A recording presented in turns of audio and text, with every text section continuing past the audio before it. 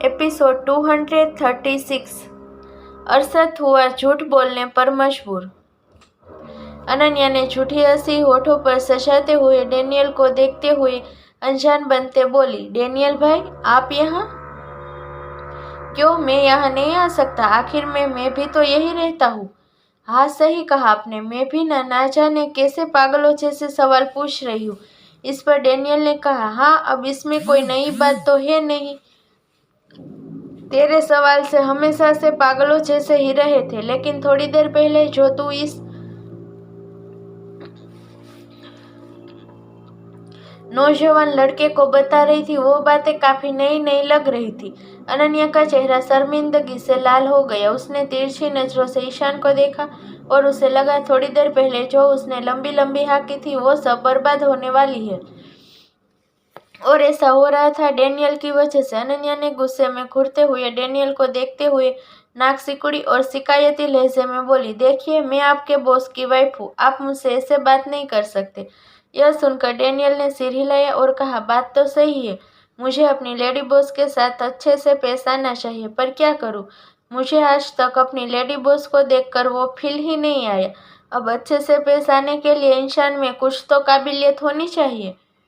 बेचारी अनन्या, कहाँ वो ईशान के सामने अपनी इमेज बनाने की कोशिश कर रही थी, और कहाँ जो थोड़ी बहुत उसकी अच्छी इमेज ईशान के नज़रों में थी वो भी खत्म हो गई।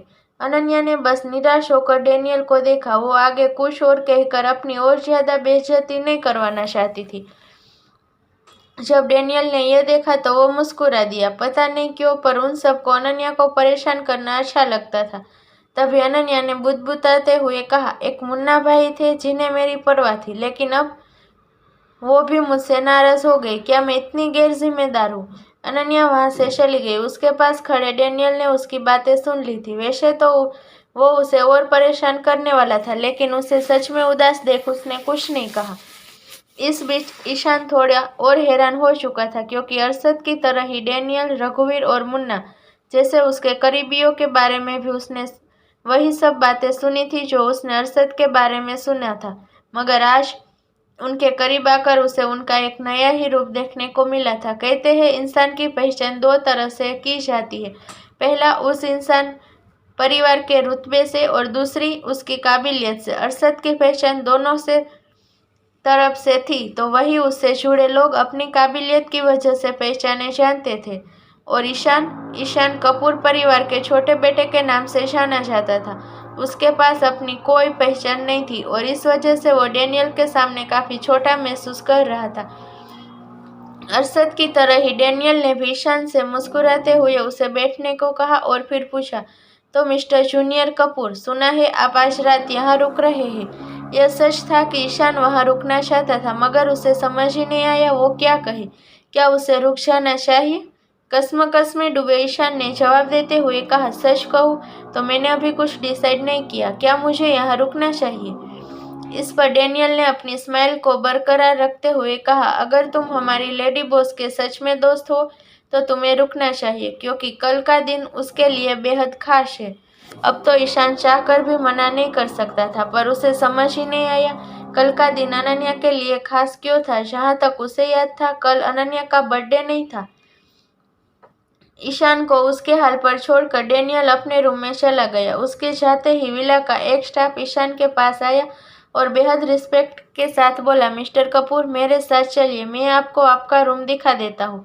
ईशान ने थोड़ा चौंक कर उसे देखा, क्योंकि उसने अभी तक अपना फैसला नहीं बताया था, मगर अंततः वो स्टाफ के साथ चला गया। नाराज अनन्या सीधे अरशद की स्टडी रूम में आ गई। अरशद चेहरे पर एडी का रेड डेविल मास्क पहने हुए लैपटॉप के सामने बैठा एक वीडियो कॉन्फ्रेंस मीट अटेंड कर रहा था। यह देखकर पहले से नाराज अनन्या और ज्यादा उदास हो गई। उसने टेबल से एक पेंसिल और कुछ पेपर लिए और बिना आवाज किए अरशद के पैरों के पास बैठ गई। वो ऐसा बचपन में किया करती थी, लेकिन आज सालों बाद उसने फिर ऐसा किया था। अरशद ने कॉन्फ्रेंस मीट जारी रखा। अनन्या ने थोड़ी देर कुछ डिजाइन ड्रॉ किए, फिर अरशद के पैरों को बाहों में लपेटते हुए उसने अपना सर अरशद के थाई से टिका लिया। अरशद ने एक नज़र उसे देखा और फिर अपना हाथ उसके सर पर रख दिया। आधे घंटे बाद, आन्या अब उठ जाओ, अरशद के यह कहते ही अनन्या से अपना मायूस चेहरा ऊपर उठाया और बहुत ही उदास लहजे में बोली, कल मुन्ना भाई का बर्थडे है और वो अब तक मुझसे नाराज है। मैं 3 साल बाद वापस आई हूँ। सोचा था इस बार सबके साथ खुश रहूंगी, लेकिन सब उल्टा हो गया। श्रुति को अब भी लगता है 3 साल पहले जो हुआ वो उसकी वजह से हुआ था, इसलिए वो मुझसे दूर दूर रहती है। अब इस बार की किडनैपिंग के बाद साध्वी को भी लगता है उसकी गलती थी, और फिर वो दोनों बेवकूफ़, वो दोनों भी मेरी वजह से घर छोड़ के जा रहे थे और अब तक मुझे इसका रीज़न पता नहीं चला। यह सब तो फिर भी मैं बर्दाश्त कर लेती, लेकिन मुन्ना भाई, कहते कहते अनन्या रो पड़ी। उसे ऐसे देख अरशद अब सच में बहुत ज़्यादा परेशान हो गया। वो जानता था अनन्या ईशान के साथ मिलकर मुन्ना को मनाने का प्लान कर रही थी, इसलिए डायरेक्टली ना सही लेकिन इनडायरेक्टली उसे यह चांस दिया। ईशान को घर बुलाया, उसके अच्छे से पेश आया ताकि अनन्या अपने प्लान पर खुलकर काम कर सके। अरशद चाहता था वो यह काम खुद करे, लेकिन वो लड़की थी कि बिना कोशिश करे ही हार मान लेती थी। रघुवीर की तरह अब तो अरशद को भी लगने लगा था उसकी वाइफ की दुनिया उसकी सोच तक सीमित थी, फिर वो उसे हारते हुए नहीं देख सकता था। अनन्या को ऊपर उठाते हुए उसने थोड़ा सा डांटते हुए कहा, अन्या, तुम कोशिश करने से पहले ही हार कैसे मान सकती हो? इस पर अनन्या ने बच्चों की तरह शिकायत करते हुए कहा, और कोशिश करूँ भी तो कैसे? वो तो अपना फ़ोन स्विच ऑफ करके बैठे हैं। और तुम्हें क्या लगता है मैंने कोशिश नहीं की? मैंने कोशिश की अरशद। मैं उनके घर गई थी, लेकिन मुझे बाहर से ही भगा दिया गया। अरशद को सच में नहीं पता था उसने 18 साल इस बच्ची को कैसे झेला था। अनन्या को अपनी गोद में बिठाते हुए उसने उसे समझाते हुए कहा, अन्या, क्या तुम सच चाहती हो मैं उसे वापस लाऊं? अनन्या को तो जैसे ही यही सुनने का इंतजार था, उसने जल्दी जल्दी हाँ में अपना सिर हिलाते हुए कहा, हाँ हाँ हबी, तुम उन्हें वापस लाओ। मैं जानती हूँ इस काम को तुम चुटकी बजाकर सुलझा दोगे।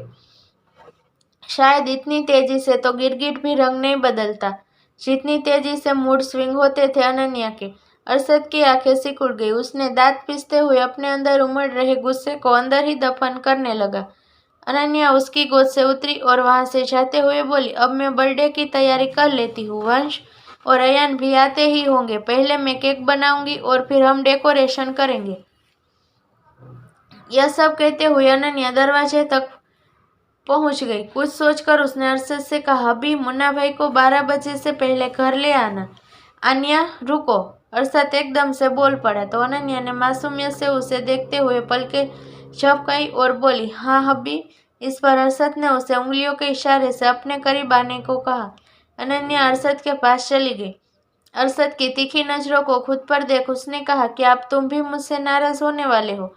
अरशद कहना तो हाँ चाहता था, मगर वो जानता था अगर उसने हाँ कहा तो उसके सामने खड़ी उसकी बीवी रोना शुरू कर देगी और फिर उस जैसा पत्थर दिल इंसान भी पिघल जाएगा। अरशद ने कुछ सोचा और एक पल के लिए भी वो सीरियस होकर अपने फोन स्क्रीन को एक नज़र देखते हुए अनन्या से कहा, अनन्या, यह बहुत ही सीरियस मैटर है, मुझे अभी जाना होगा। शायद मैं रात को ही वापस आ पाऊंगा। Serious matter? अनन्या ने पूछा, क्या हुआ है? क्या यह बहुत ज़्यादा सीरियस है? अरशद ने अपना सिर हिलाया और चेयर से उठते हुए बोला, निया और पायल का किसी ने किडनैप कर लिया है। उनकी वीडियो सीसीटीवी में रिकॉर्ड हो गई है। इससे पहले वायरल हो, मुझे उसे रोकने जाना होगा और मुझे उस इंसान को भी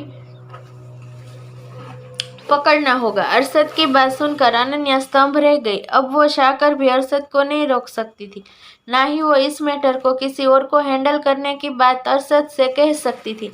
रही बात मुन्ना की, तो अरशद के अलावा अगर किसी की बात सुनता था तो वो था रघुवीर, लेकिन रघुवीर तो पिछली रात से ही घर नहीं आया था। अरशद चला गया। उसने अनन्या को निया और पायल की किडनैपिंग का सच छुपाकर उन्हें ही कहानी का विलन बना दिया। अब अनन्या को अकेले मुन्ना को मनाना था। यह सोचकर कि उसे थकान हो गई, उसने घड़ी में टाइम देखा तो 3 बज गए थे। अरे नहीं, मुझे जल्द ही कुछ करना होगा। ईशान तो कहीं चला ना गया हो। अनन्या एक बार फिर सुपर स्पीड से दौड़ते हुए नीचे आई। हॉल में ईशान को ना पाकर उसने मेड से पूछा, वो जो यहाँ बैठा था मेरा दोस्त, वो कब यहाँ से गया? इस पर मेड ने कहा, मैडम वो गए नहीं है, यही है गेस्ट रूम में। कौन से गेस्ट रूम में? अनन्या ने इतने जल्दी से पूछा जैसे उसकी ट्रेन स्टेशन से छूटने ही वाली हो। मेड ने अनन्या को गेस्ट रूम का नंबर बताया। उसके जवाब देते ही अनन्या उसकी आंखों से गायब हो गई। मेड वहां खड़ी उसके साथ क्या हुआ, यही सोचती रह गई।